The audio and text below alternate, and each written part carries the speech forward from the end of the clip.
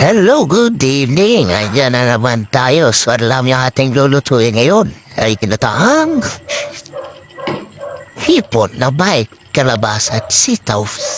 Ingredients natin ay unang-una yung hipon, sunod naman ang ating kalabasa, pagkatapos ay yung ating sitaw.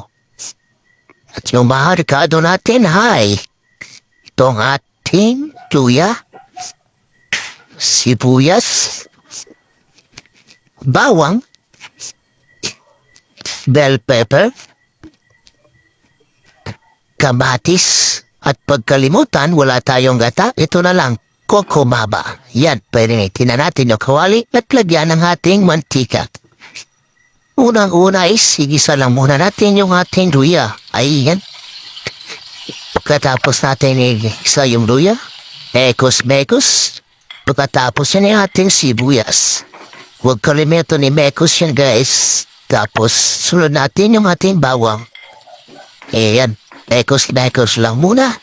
Pagkatapos ng ating bawang, ilagay na natin yung ating kamatis. Ayan. Kamatis. Then, dapat maluto ng yung ating kamatis. Takpan lang muna natin para lutong-luto yung ating kamatis para yung sauce niya ay manatili. So, yan. Bekos ng konti. Pagkatapos yan, ilagay na natin yung ating hipon. Ayan.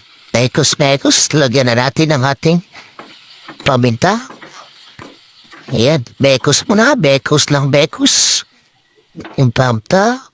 Pagkatapos yan, takpan na natin para maluto yung ating hipon. Yan.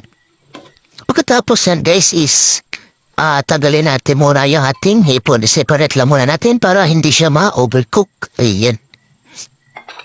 Pagkatapos natin matanggal yung ating hipon, lagyan na muna natin ng kalahating kalabasa. Ayan. Mekos-mekos lang. Takpan muna. Then pagkatapos takpan, lagyan natin yan ng tubig. Pakuluan muna natin yung ating kalabasa. So, yan. Ipi-mash natin yan, guys. Depende na sa inyo kung anong prep nyo. Yan, para masarap at creamy. Yan. Tapos, ilagay na natin ating gulay, yung natirang kalabasa, at yung ating sitaw. Tapos, huli na yung ating bell pepper. Lagyan na rin natin ang asin. Yan. Asin at saka betsin. Pagkatapos, mekos-mekos na para malasa talaga.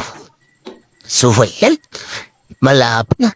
Pagkatapos yan is, takpan na natin. Pakulay at paluto natin yung ating gulay. Pagkatapos yan, ibalik na natin yung ating hipon.